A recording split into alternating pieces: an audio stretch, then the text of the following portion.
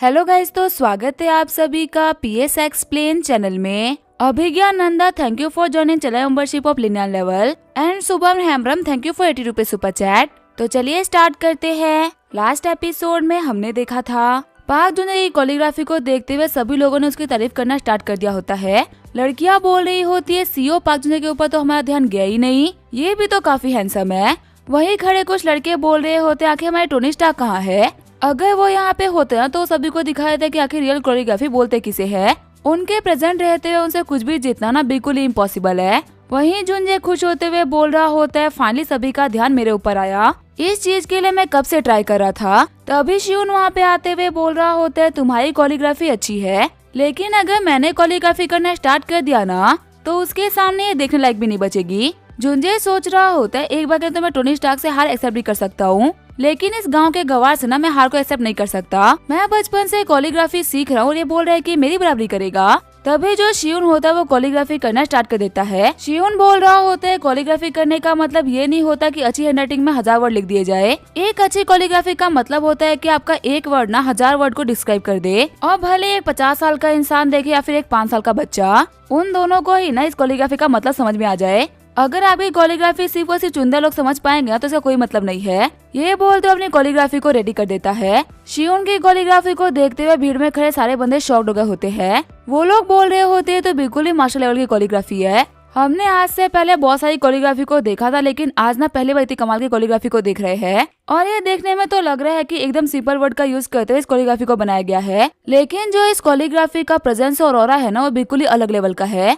Master Shiv ने दिखा दिया कि वो सिर्फ और सिर्फ एक अच्छे डॉक्टर ही नहीं बल्कि बहुत ही कमाल के कोरियोग्राफी मास्टर भी है। वैसे इनका इतना जीनियस होना ना सेंस बनाता है, क्योंकि मास्टर बाईचंद जिनको डिवाइन डॉक्टर कहा जाता है वो किसी भी नॉर्मल बंदे को ना अपना डिसाइपल एक्सेप्ट नहीं करेंगे जब तक कि एक बंदे के अंदर उनसे भी ग्रेट बनने का पोटेंशियल ना हो। जो ये मास्टर शिउन है ना इनका फ्यूचर लिमिटलेस है। अगर हम इनसे आज कनेक्शन बना पाए ना तो ये हमारे लिए काफी ज्यादा प्रॉफिटेबल होगा, क्योंकि फ्यूचर में हम लोगों को इनसे बात करने का मौका भी मिल पाए ये बहुत ही मुश्किल होगा। वहीं जिलिंग बोल रही होती है ग्रैंडपा क्या आपने आज से पहले इतना बड़ा जीनियस देखा है क्या। चाहे बात करी जाए मेडिसिन की या फिर कोरियोग्राफी की, दोनों में ही इनका टैलेंट वर्ल्ड क्लास है। और कमाल की बात तो ये है कि अभी तक हम लोगों ने इनके सिर्फ और सिर्फ 2 टैलेंट को देखा है और वो दोनों ही बिल्कुल वर्ल्ड क्लास लेवल पे है। और इतना बड़ा जीनियस होने के बावजूद भी ये बंदा कितना काइंड है ना।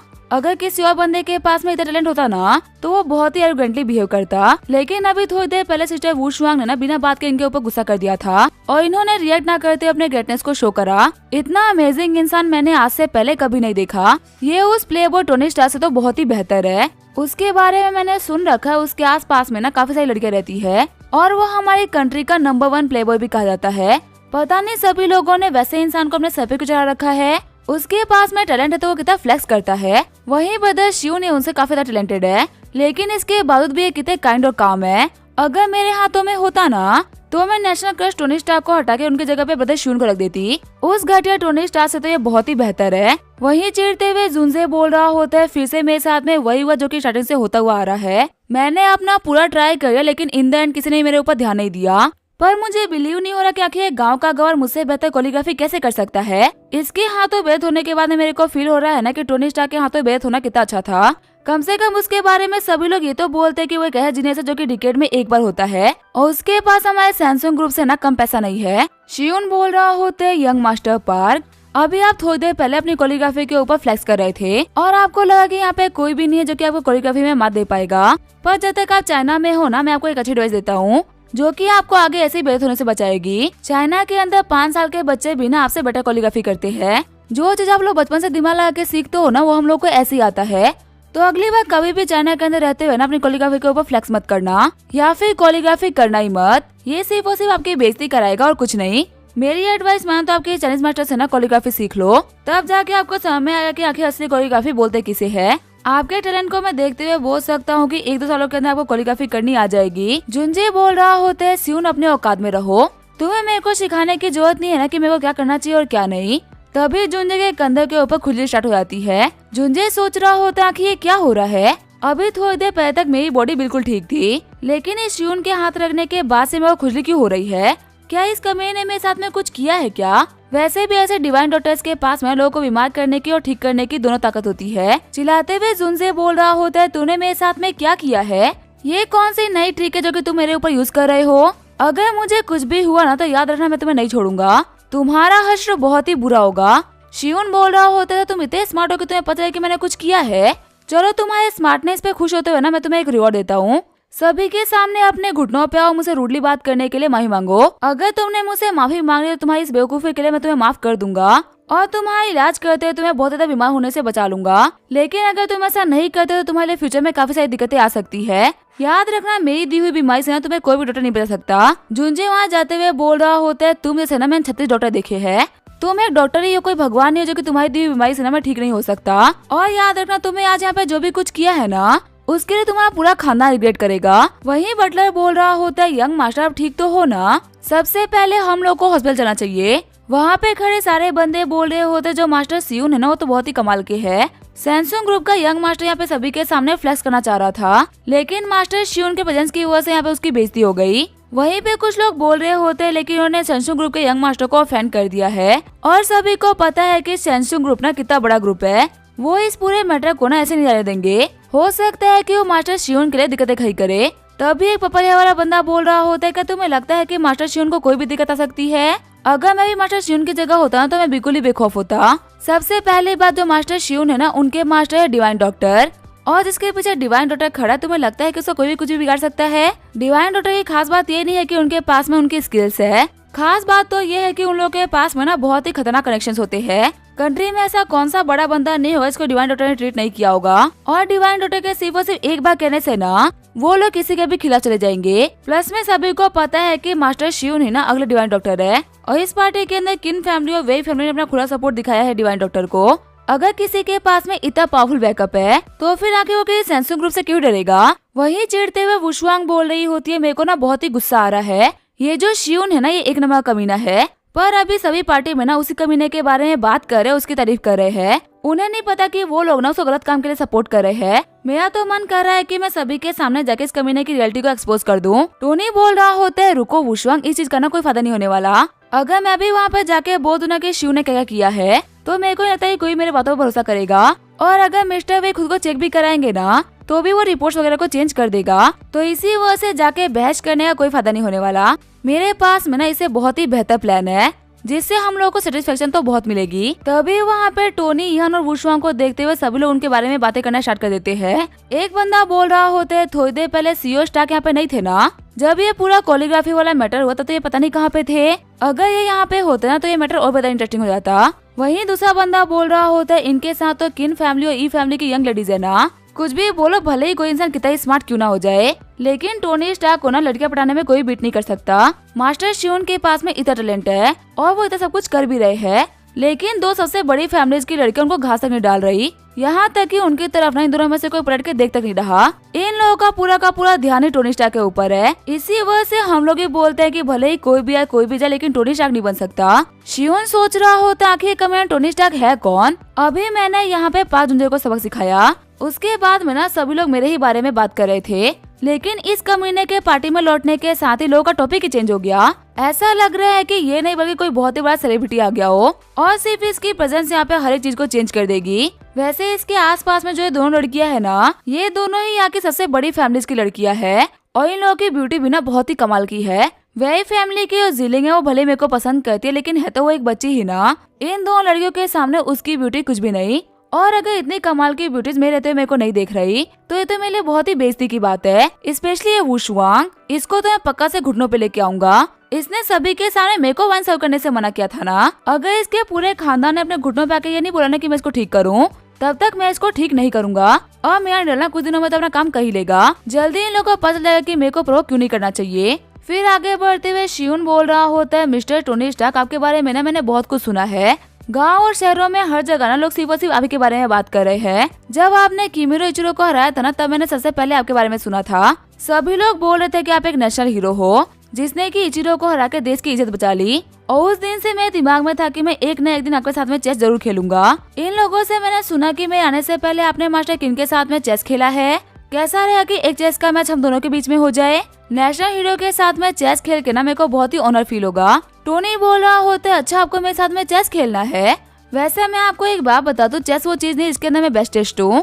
चेस में तो मैं सिर्फ और सिर्फ अच्छा हूँ, लेकिन एक काम और है जिसके अंदर मैं बहुत ही कमाल का हूँ। शियून बोल रहा होता है अच्छा तो फिर वो कौन सी चीज है जिसके अंदर आप जैसे ही बेटर हो। तभी जो हमारा टोनी होता है वो शियून को थप्पड़ मार देता है। टोनी बोल रहा होता है कचरे को उसकी जगह दिखाने में ना मैं सबसे बेस्ट हूँ और ये चाटा खाने के बाद में तुम्हें समझ में आ जाएगा कि मेरी स्किल ना कितनी कमाल की है। फिर शियून टप्पा खाते खाते जाके टेबल के ऊपर गिरता है और सिर्फ टोनी के एक चाटे के अंदर वो बेहोश हो गया होता है। शियून को वहाँ पे मार खाता हुआ देख के पार्टी के अंदर सभी लोग चुप हो गए होते हैं। सभी को टोनी से क्वेश्चन तो करने थे लेकिन किसी के अंदर भी इतनी हिम्मत नहीं थी कि वो टोनी से क्वेश्चन कर सके और किसी को समझ भी नहीं आ रहा होता कि आखिर टोनी ने शियून को थप्पड़ मारा क्यों।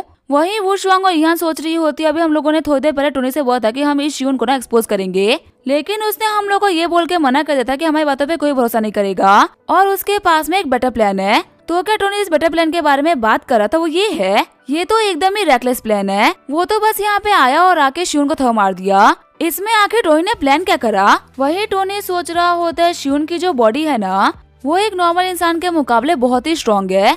मैं अपनी स्ट्रेंथ को कंट्रोल करना भूल गया था और इसी वजह से मैंने थोड़ा जोर से थप्पड़ मार दिया। अगर कोई नॉर्मल इंसान होता तो इतने में तो वो मर गया होता, लेकिन क्योंकि शियून की बॉडी थोड़ी सी टफ है इसी वजह से वो बच गया। लेकिन चलो जो भी अगली बार किसी को मारने से पहले ना मैं अपनी स्ट्रेंथ को कंट्रोल कर लूंगा वरना कहीं मैं गलती से किसी को मार ना दूं। ओल्ड वे बोल रहे होते हैं टोनी स्टार्क तुम्हारी हिम्मत कैसे मिस्टर शियून को थप्पड़ मारने की। तुमने अभी इस बंदे के ऊपर अटैक किया है ना, उसने अभी थोड़ी देर पहले मेरी जान बचाई थी और मैंने सभी के सामने अनाउंस किया था कि आज से मिस्टर शियून मेरे बेनिफैक्टर है और मेरी कैपिटल की वही फैमिली हमेशा इनको सपोर्ट करेगी। लेकिन ये सुनने के बावजूद भी तुमने इनको पब्लिकली थप्पड़ मार के ना हमारी फैमिली की खिलाफत करी है और इस डिसरिस्पेक्ट के बारे में मैं कभी नहीं भूलूंगा। जिलेन बोल रही होती है ग्रैंडपा मेरे को लग रहा है ना कि बदर शियून की हालत काफी ज्यादा खराब हो गई है। देखिए ना मार खाने की वजह से बेहोश तक हो गए हैं। हमें इनको डॉक्टर के पास में लेके चलना चाहिए वरना इनकी हालत और भी खराब हो सकती है। इस टोनी स्टार्क को आप बाद में देख लेना। ओल्ड मास्टर किन भी बोल रहे होते टोनी मैं ये बात मानता हूँ कि तुम बहुत ही केबल इंसान हो लेकिन तुम्हें पता होना चाहिए कि शियून डिवाइन डॉक्टर का ना डिसाइपल है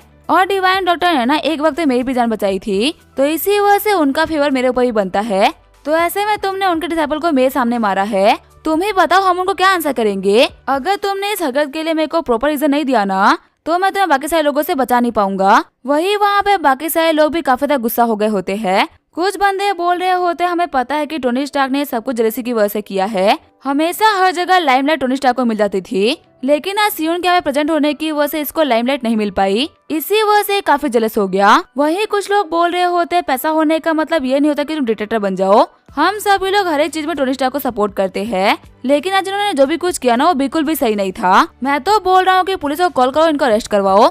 बिना बात के आप इस कंट्री में ना किसी के वो भी हाथ नहीं उठा सकते। वो शुआंग बोल रही होती है ग्रैंडपा आप सभी लोग ना गलत समझ रहे हो। टोनी ने ये सब कुछ ना बिना किसी रीजन की वजह से नहीं करा, उसके पास में सब कुछ करने का एक रीजन था। अगर आपको पता चलेगा ना कि इस कमीने शियून ने क्या किया है तो आप इसको 2 थप्पड़ और मारोगे। ओल्ड मास्टर वही अभी थोड़ी देर पहले आपको बिना किसी बात के हार्ट अटैक आ गया था। क्या आपको पता है कि आपको हार्ट अटैक क्यों आया? असल में आपको वो हार्ट अटैक ना शियून की वजह से आया था। इसने यहाँ पे आने से पहले आपके ऊपर एक सीक्रेट अटैक किया जिसकी वजह से आपको हार्ट अटैक आया। वो शुआंग की बातों को सुनते हुए वही फैमिली के लोग एकदम शॉक हो गए होते हैं। लेकिन तभी जिलिंग बोलती है तुम झूठ बोल रही हो, तुम्हारे पास टोनी स्टार्क को प्रोटेक्ट करने का और कोई तो ऑप्शन है नहीं, इसी वजह से तुम यहाँ पे झूठ बोल रही हो ना। ब्रदर शियून एक बहुत ही अच्छे इंसान है, अगर ये यहाँ पे नहीं होते ना तो मैं अपने ग्रैंडपा को अभी तक खो चुकी होती। देखो मैं कुछ भी सह लूंगी लेकिन मैं ब्रदर शियून के बारे में ना ऐसी बकवास नहीं सुनूंगी। तुम यहाँ पे टोनी स्टार्क को प्रोटेक्ट करने के लिए इनके ऊपर गलत इल्जाम नहीं लगा सकती। वो शुआंग बोल रही होती है देखो तुम्हें बिलीव करना है तो करो, अगर नहीं करना तो मत करो। मैं बस इतना जानती हूँ कि मैं झूठ नहीं बोल रही। ग्रैंडपा आपने भी थोड़ी देर पहले मेरे को शियून को वाइन सर्व करने के लिए बोला था ना, लेकिन उसको वाइन सर्व करते टाइम ना मेरे को अपने पेट पे थोड़ा सा नमनेस फील हुई। स्टार्टिंग में तो मैंने उसको इग्नोर करा, मेरे को लगा कि शायद से कोई हल्का फुल्का सा दर्द होगा, लेकिन फिर टोनी ने मेरे को बताया कि शियून ने ना चुपके से मेरी बॉडी के अंदर पॉइजन नेडल डाल दी थी और ये चीज उसको करते हुए टोनी ने देख लिया था। आप लोग पूछे थे ना कि जब ये कोरियोग्राफी कंपटीशन हुआ था तो मैं और टोनी कहाँ पे थे। असल में टोनी मेरी बॉडी के अंदर से ना पॉइजन नेडल को बाहर निकाल रहा था और अगर मेरी बॉडी से उस नेडल को टाइम रहते हुए बाहर नहीं निकाला गया होता तो मेरी किडनी फेल हो गई होती और शायद से मेरी जान भी चली जाती। ये सब कुछ शिव ने सिर्फ इसी वजह से किया था क्योंकि मैंने इसको वाइन पॉर करने से मना कर दिया और ये चाहा था कि आप और मैं अपने घुटनों पे आके इसके सामने गिड़गिड़ाए। इसी वजह से इस कमीने ने सब कुछ प्लान करा। सारी रियलिटी को जान के ओल्ड मास्टर किन काफी ज्यादा शॉक हो गए होते हैं। ओल्ड मास्टर किन बोल रहे होते हैं मेरी बच्ची तुमने यहाँ पे जो भी कुछ बोला क्या वो सच है क्या? ईहान बोल रही होती है ओल्ड मास्टर किन वुशवांग ने यहाँ पे जो भी कुछ बोला ना उसकी गारंटी मैं लेती हूँ। मैं इस सब की आई विटनेस हूँ, मैंने सब कुछ अपनी आंखों से होते हुए देखा है। और सबसे बड़ी बात तो ये है कि मेरे को बेबुनियाद बातें करने का शौक नहीं है। इसी वजह से मैं अपने साथ में उस को भी लेके आई हूँ जो कि वुशवांग की बॉडी से बाहर निकाला गया है। आप सभी लोग के प्रेजेंस से मैं इस को सिटी के बेस्ट हॉस्पिटल में भिजवाऊंगी। और जब इस चीज का रिपोर्ट आ जाएगा कि आखिर इस की प्रॉपर्टी कैसी है तो आप सभी के सामने सियोन की रियलिटी आ जाएगी। इसी के साथ में ये एपिसोड यहीं पे एंड करेंगे। वीडियो देखने के लिए थैंक यू।